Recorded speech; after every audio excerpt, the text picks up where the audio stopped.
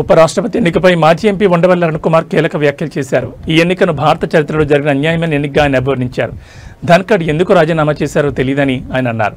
BJP మరియు RSS తమకు వ్యతిరేకంగా ఉన్నవారని శిరచ్ఛేదనం చేస్తున్నాయని ఉండవల్లి ఆరోపించారు. ఉపరాష్ట్రపతిగా రాధాకృష్ణన్ ఎంపిక కూడా అదే దిశలో జరిగిందని ఆయన మండిపడ్డారు. ఎందుకంటే వాళ్ళ ఐడియాలజీ తగ్గట్టుగానే వాళ్ళు చేస్తారు. కానీ వాళ్ళ ఐడియాలజీలో ఏవైతే పాయింట్లు వాళ్ళు చెప్తున్నారో ఆ పాయింట్లతోటి డిఫర్ అయినటువంటి వాళ్ళు కనుక వాళ్ళకు ఓట్లేస్తే మీరు బ్రిటిష్ వాళ్ళతోటి లేకపోతే మొహమ్మద్ గోరీ మొహమ్మద్ గజనీతోటి కలిసిపోయినటువంటి వాళ్ళని ఏ రకంగా అయితే ఇప్పటికి కూడా మన చరిత్రలో చాలా ద్రోహుల కింద చూస్తున్నామో రేపొద్దున మిమ్మల్ని కూడా అలాగే చూస్తారు. ఈవేళ ఇంత క్రూషియల్ ఎలక్షన్స్లో ఆంధ్రప్రదేశ్ నుంచి సుదర్శన్ రెడ్డి గారు నిలబడుతున్నారు.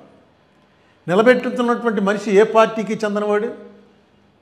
ఆ సోషలిస్ట్ భావాలు ఉన్నటువంటి వాడు, సెక్యులర్ భావాలు ఉన్నటువంటి వాడు. ఆయనతో నాకు స్వల్ప పరిచయం. ఈ మధ్య కాలంలోనే 2-3 మీటింగుల్లో కలిసి పాల్గొన్నాం. అవగాహన ఉన్నటువంటి వ్యక్తి. నెక్స్ట్ కాన్స్టిట్యూషనల్గా ఎక్స్పర్ట్. ఎందుకంటే సుప్రీంకోర్టు జడ్జిగా రిటైర్ అయ్యారు. Constitutional expert. కాన్స్టిట్యూషన్ అనేది ఫింగర్ టిప్స్ మీద చెప్పగలిగినటువంటి సమర్థత ఉన్నటువంటి వ్యక్తి. ఈవేళ ఆయన్ని కూటమికి వ్యతిరేకమైనటువంటి అభ్యర్థిగా నిలబెట్టారు. ఇప్పుడు మన స్టేట్లో ఉన్నటువంటి అందరు ఎంపీలు కూడా ఆయనకు ఓటేయడానికి ఎలాంటి అభ్యంతరం ఉండదు. ఎందుకంటే అదేంటంటే కూటమిలో మేము భాగస్వాములం కదా అని టీడీపీ వారు అనుకోక్కర్లేదు. ఎందుకంటే ఆ పార్టీ పేరే తెలుగుదేశం పార్టీ. ఈ తెలుగు వాళ్ళ కోసం, వాళ్ళ ప్రైడ్ కోసం ఎన్టీ రామారావు గారు పెట్టినటువంటి పార్టీ. ఎప్పుడైతే తెలుగు అభ్యర్థి సుదర్శన్ రెడ్డి గారు పోటీ చేస్తున్నాడో మాకు ఈ పార్టీలు ఇవన్నీ కాదండి, మా తెలుగుదేశం పార్టీ సుదర్శన్ రెడ్డి గారికే ఓటేస్తాం మేము అని చెప్పి డైరెక్ట్గా వేయచ్చు. ఎందుకంటే ఇది సీక్రెట్ ఓటు. ఒకవేళ డైరెక్ట్గా వేయటం ఇష్టం లేకపోతే మీరు పార్టీలో నిర్ణయం తీసుకుని ఎవరెవరికి ఓటేశారో ఏం తెలియదు. దీంట్లో విప్పులు ఉండవు. పార్టీ విప్పుకు వ్యతిరేకంగా ఓటేశారని విప్పు ఉండదు. అంతేకాదు ఎవరికి వేశారో కూడా తెలియదు. బహుశా మా తెలుగుదేశం వాళ్ళంతా మా పార్టీ అది కదండి అందుకుని అలా వేసామని చెప్పేసి అనొచ్చు. తెలుగుదేశం ఎందుకంటే ఇలాంటిది ఒక ప్రెసిడెంట్ నాకు గుర్తుండి ప్రతిభా పాటిల్ గారు పోటీ చేసినప్పుడు శివసేన పూర్తిగా కాంగ్రెస్కి తీవ్రమైనటువంటి వ్యతిరేకంలో ఉంది. ఎందుకంటే మేము అప్పుడు ఎంపీలం.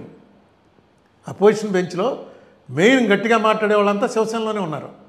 వాళ్ళు కాంగ్రెస్ క్యాండిడేట్ని పెడితే ప్రతిభా పాటిల్ గారిని, అదే యూపీఏ క్యాండిడేట్ని, వాళ్ళు ఓటేస్తాం డైరెక్ట్గా చెప్పారు. ఏంటంటే మాది మహారాష్ట్ర, ఆవిడది మహారాష్ట్ర, మా మహారాష్ట్ర ప్రైడ్ కోసమే శివసేన వచ్చింది, అందుకని మేము డైరెక్ట్గా వేస్తున్నామని if I remembrance is correct వాళ్ళు వేశారు. అలాగా ఇలాంటివి చాలా ఉన్నాయి ప్రెసిడెంట్లు.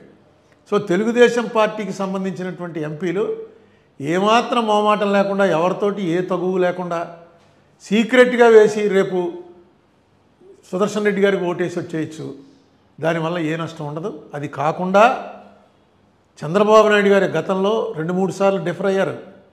బీజేపీ వారితో చాలా స్ట్రాంగ్గా డిఫర్ అయ్యారు. ఈ దేశంలో చంద్రబాబు నాయుడు గారు విమర్శించినంత స్ట్రాంగ్గా మోడీ గారిని బీజేపీని విమర్శించినటువంటి మరొక నాయకుడు లేడు.